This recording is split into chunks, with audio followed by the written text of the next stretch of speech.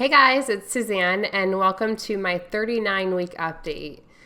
So this week I wanted to talk to you guys about something that I get asked an awful lot, and that is what to do when you're in a stall and adjusting your macros and your protein intake.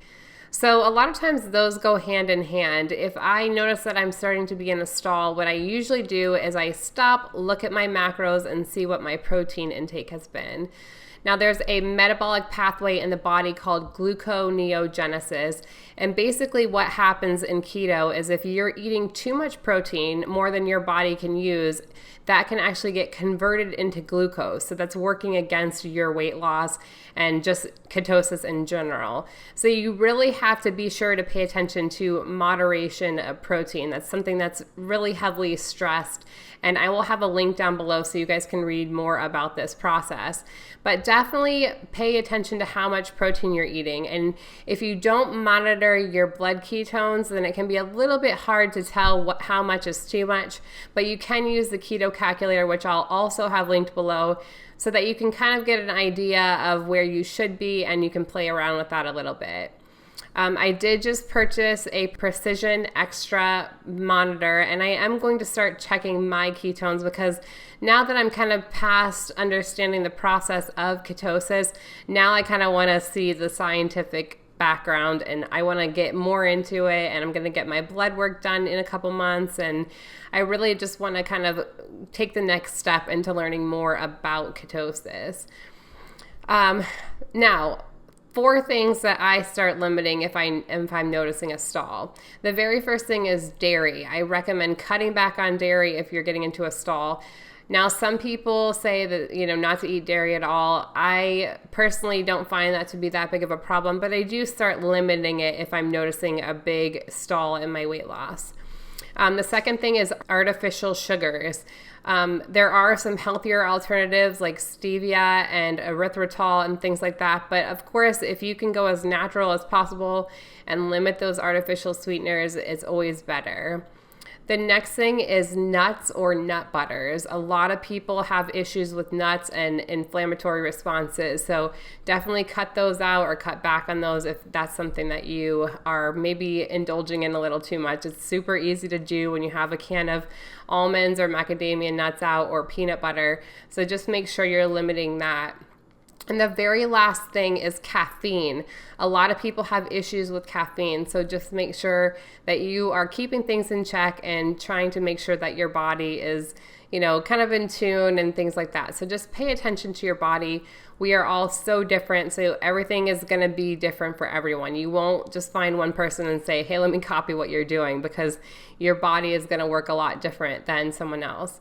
So, play with your macros and don't be afraid to adjust some things. I always find that I feel better and I lose more weight if my protein is a little bit lower and my fats are a little bit higher. But again, everyone has to find their own groove. So let's go ahead and get to my 39-week weigh-in.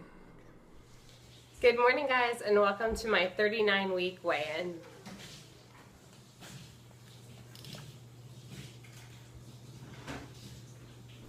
201.8. So that's a loss of 1.2 pounds for the week and a 39-week loss of 87.2 pounds. So I'm so close to Wonderland. I'm hoping within the next week or two. But again, the most important thing is how great I feel and that I don't have to obsess about food anymore. And my energy level is so good and I just feel amazing. And that's what really counts. So let's go ahead and get to this week's Keto Spotlight. This week's Keto Spotlight is on Jim, and Jim is a fellow Redditor as well as one of my subscribers here on YouTube, and his story is so incredible and inspiring, and I wanted to share it with you guys. So here's his stats. He's 50 years old and 5'11". He started the ketogenic diet September 20th, 2014 at 434 pounds. He currently weighs 330.8 pounds, which is a total weight loss of 103.2 pounds. So thumbs up to Jim for losing over 100 pounds. If you want to follow Jim's story, you can follow him on Reddit. I will have his account linked below, and he's just such an awesome guy, so definitely check that out. I asked him what his favorite foods are on keto, and his favorites are an egg scramble with spinach, bacon, and cheese, and bulletproof coffee.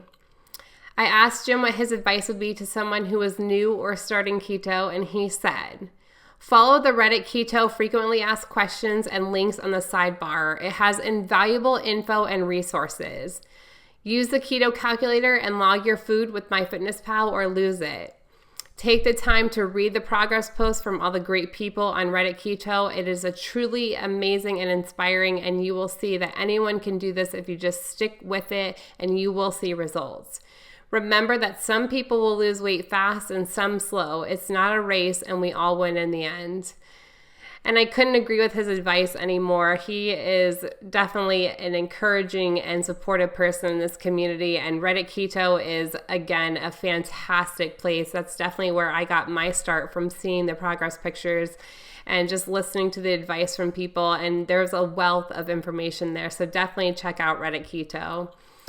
Thank you guys so much for watching, and I will see you in my 40-week update. Have a great week. Bye.